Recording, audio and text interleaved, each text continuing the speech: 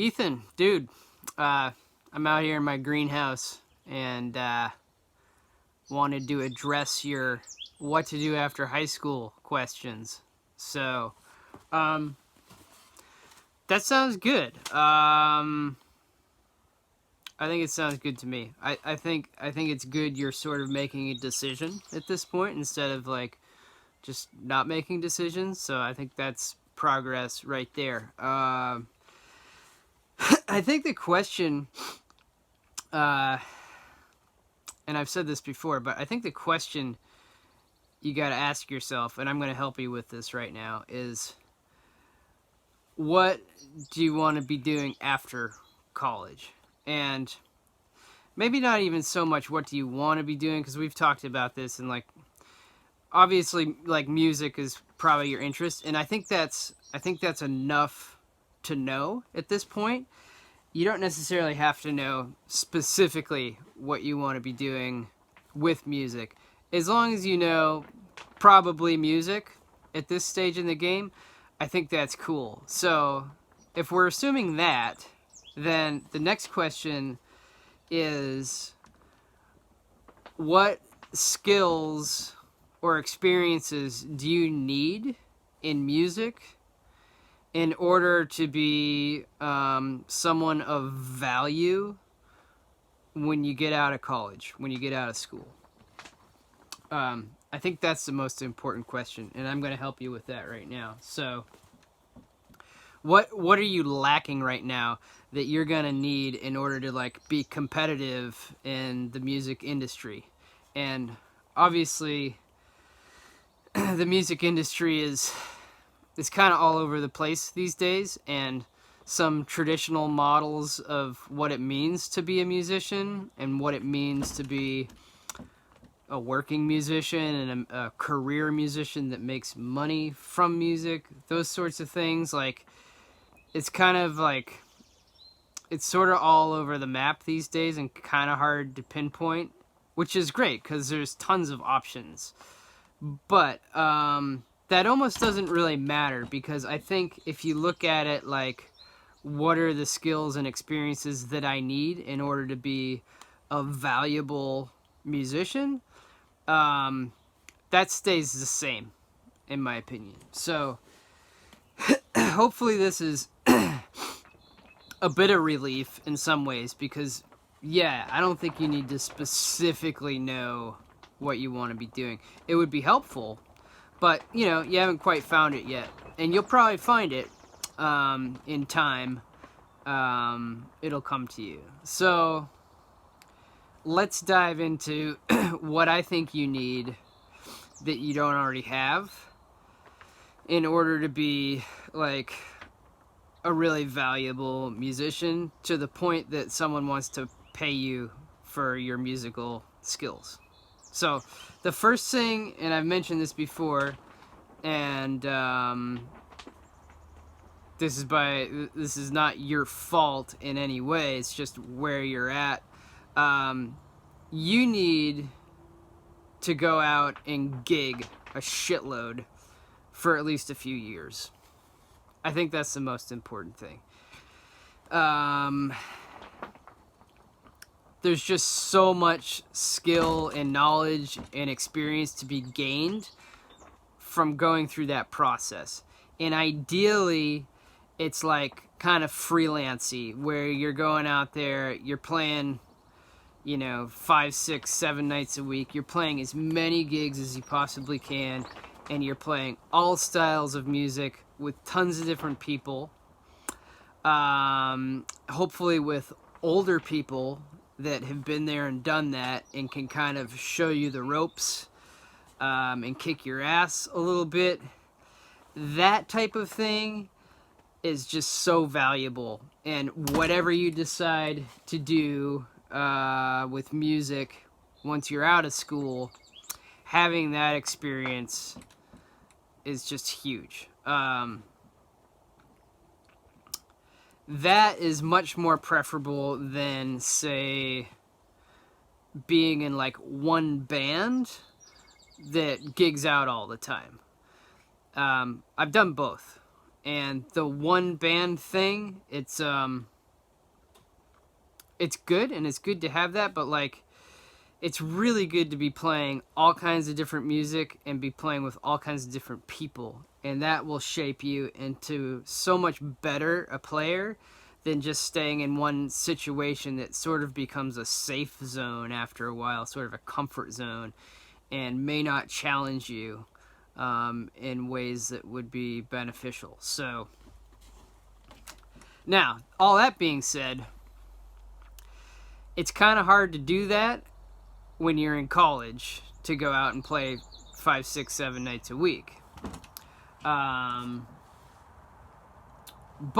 it's also kind of hard to do that at your age. And this is something I thought about the other day, is like so many of the gigs of a working musician are in bars, and unless you're 21, you're not allowed in bars pretty much everywhere. So that kind of fucks you over there. And sort of messes up any plan of moving to Nashville and being a sideman musician right away.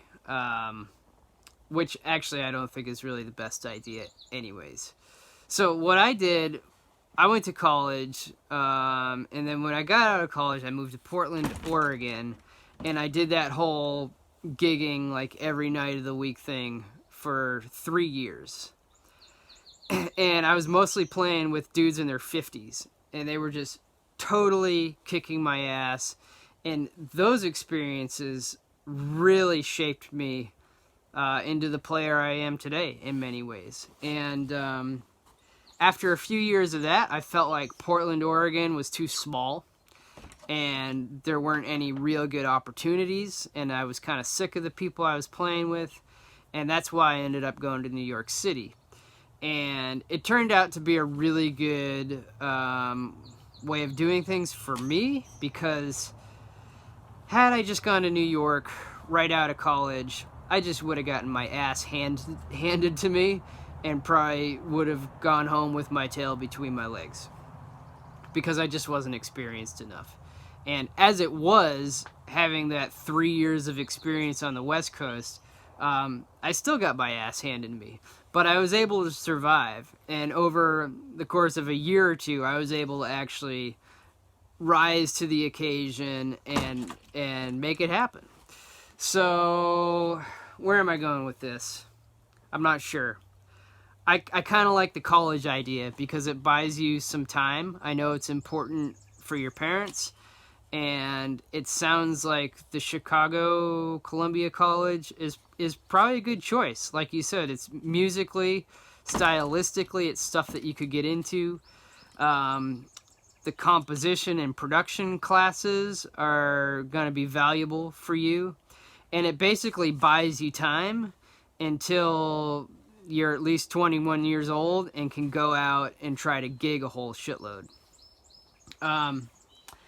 You don't have to gig a shitload forever, but I'd say, a minimum of 3 years of doing that, 3 to 5, would be awesome. I did it for about 10 before I reined it back. But the musicians that really have their shit together, they all went through that process. So I would stick that out there as probably a priority. You don't have to, but I think if you don't go through that process, you're going to be sort of subpar in your skills. And speaking of your skills, your drumming skills these days are awesome. And I don't know if you need to put in crazy amounts of like practicing things on the drums all that much more. What you need is experience of playing with people and experience of playing different types of music in like real situations, and recording experience on the drums is huge. But like hang on a second, my dog is annoying me trying to get in the greenhouse. Here, Lola. Okay, so Where was I? um, there's other things you need besides just going out and gigging a whole bunch for a while. So I have some notes here. What else do you need? Recording and production experience. I think that's huge, and you're into that, and you're doing it. You just need to dive into that and get really good at it over the next handful of years. Another good reason for going to college, I guess, because it buys you this time, right?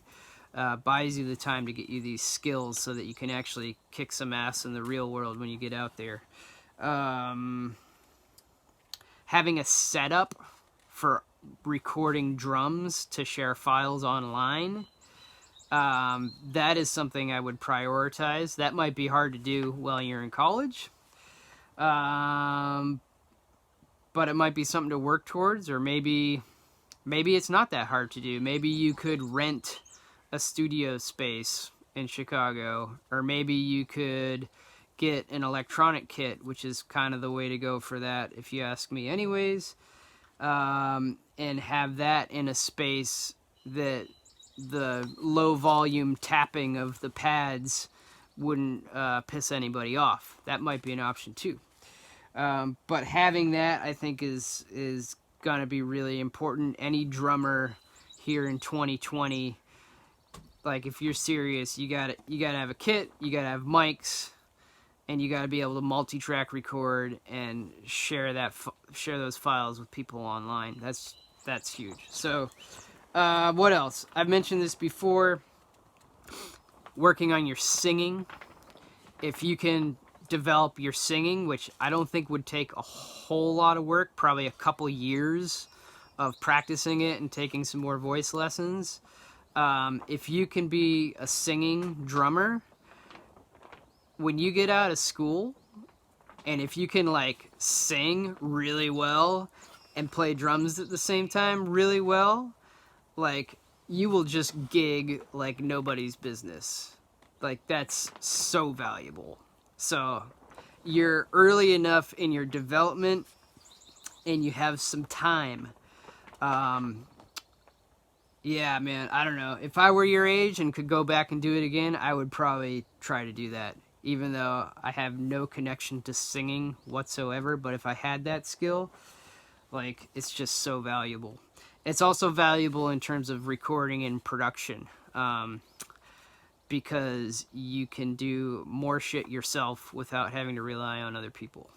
Along those same lines, if you want to develop some skills on guitar and piano, that would be huge. And you've already dabbled a little bit in piano, I'm sure. Guitar, like, don't waste time studying classical guitar or jazz guitar, especially since you're not into those things, like pop kind of styles. Like, learn some bar chords and practice the guitar and learn those basic chords and stuff like that for 4 years, 5 years, and you'll be able to function really well on guitar. Same with piano. Like, learn how to play, like, old classic rock songs that have piano in them, or pop songs with piano. Like, the shit's not that hard. Most of it's timing, you know, and you already have such a deep concept of that because you're a drummer. So if you can play basic chord progressions and typical pop kind of stuff on both guitar and piano and have a really good groove and feel, which I think is totally accessible for you, it would just make you like a quadruple threat, right? Drums, guitar, piano, vocals. Like, forget about it, man. You'd just be insanely valuable.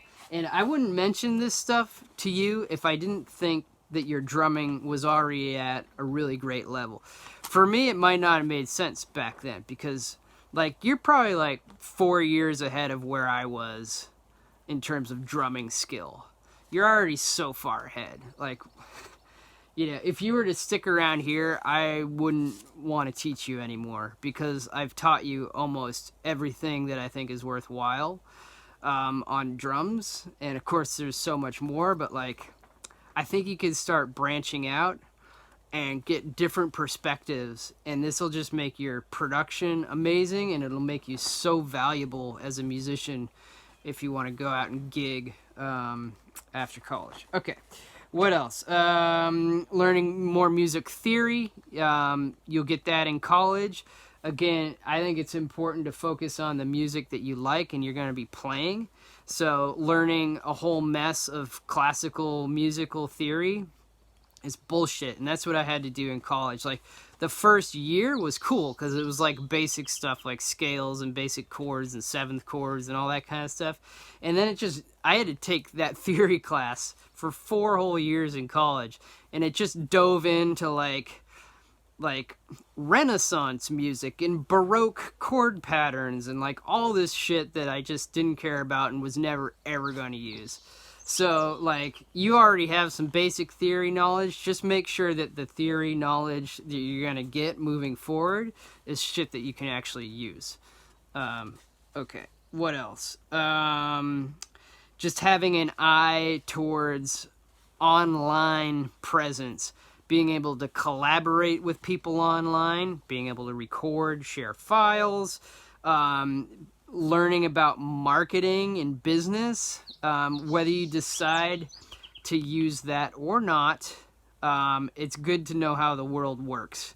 And maybe that's something they teach at that college. A lot of the more progressive colleges will have a music business class, and it would be really good for you to buff up on that stuff and understand online marketing and networking and that kind of stuff.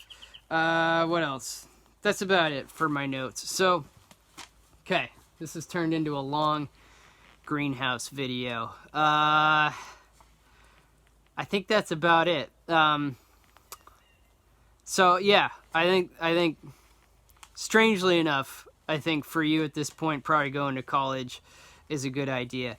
If you could go out and play in bars right now, which you can't, I'd probably say fuck college.